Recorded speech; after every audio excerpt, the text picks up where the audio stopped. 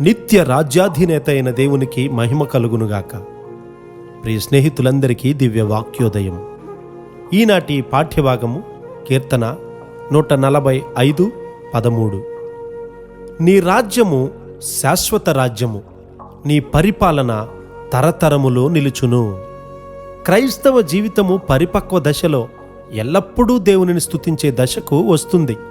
ఒక నిజమైన క్రైస్తవుడు దేవుని రాజ్యమే శాశ్వత రాజ్యమని తన హృదయంలో తలుస్తాడు. దాని స్వాతంత్ర్యమును అతని హృదయంలో అనుభవిస్తాడు కూడా. అతనిపై ఏ పాపము ఏలుబడి చేయదు.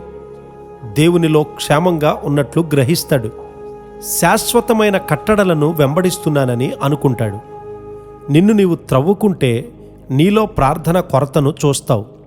అది ఇతరుల పాపం కాదు గాని నీ స్వంత అపజయం. నీవు దేవునితో సరిగా ఉంటే నీ చుట్టూ ఉన్నటువంటి పరిస్థితులు నీకు తగినట్లుగా మారిపోతాయి.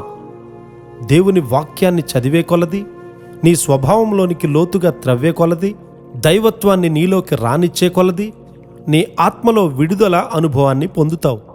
నీవు శాశ్వత రాజ్యానికి చెందినవాడు అని కనుగొంటావు. ఆ శాశ్వత రాజ్యపు గమ్యస్థానాలన్నీ కూడా యేసయ్య మరణ పునరుత్థానముల చేత నిర్ధారించబడ్డాయి. యోసేపు గారు బానిస కుర్రవాడైనప్పటికీ కూడా అతని హృదయంలో స్వేచ్ఛ కలిగినవాడు.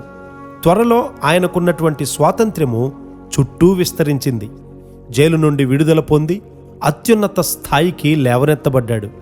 అతనిని అణచడానికి అతనికి పైగా ఎవ్వరూ లేరు.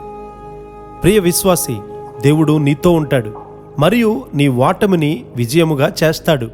నీవు పడిపోయిన వంశపు వాడవని గుర్తుపెట్టుకో. ఆయన వాక్యముతో పోషింపబడి ఆయన వాక్యాన్ని నీలో ఉండని. ఎంతగా నీవు వాటికి లోబడతావో అంతగా ఆయన వాక్యము నీలో నివసిస్తుంది. స్వీయము చేత మనము ఖైదు చేయబడ్డాము. మనలో స్వీయము చచ్చిపోవాలి. అప్పుడు మనము స్వతంత్రులమవుతాం. అటు తరువాత మనము ఎక్కడికి వెళ్ళినా అంధకార శక్తులు మనలను గుర్తుపడతాయి. దేవుని ముద్రగలవాడతడే, అతనిని ఎదిరించలేము అని అంటాయి. ప్రజలు నీ మీద ప్రభుత్వం చేయాలని అనుకొనవచ్చు, కానీ నీవే నిజమైన యజమానుడవు. నీ నమ్మిక దేవునిపైన ఉన్నది. ఎందుకంటే నీవు నీ మనస్సాక్షిని ఆయన ముందు నిర్మలంగా ఉంచుకున్నావు గనుక. అందుకే నీకు బలమైన స్థలం ఇవ్వబడింది. దీనినెప్పుడూ కూడా పోగొట్టుకోవద్దు. ఇలాంటి నిశ్చయత గర్వాన్ని కలిగించదు. అది సాత్వికమైనది. నీ దీనత్వంలోనే జయించే స్వభావం కనిపిస్తుంది. నీవు అందరికంటే దీనుడవు గనుక అందరికంటే గొప్పవాడవు. ఆ శాశ్వత రాజ్య నియమాలను నీవు పాటిస్తూ ఉన్నావు. ఎప్పటికీ ఓడిపోని విధంగా నీ జీవితాన్ని నీవు కట్టుకోవాలి. పరిశుద్ధ నియమాల నుండి నీవు ప్రక్కకు తొలగిపోకు. ఈ విషయాలలో చిన్న అంగుళం కూడా నీవు లొంగిపోకూడదు.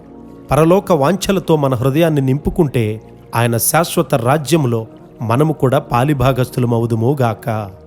ఆమెన్.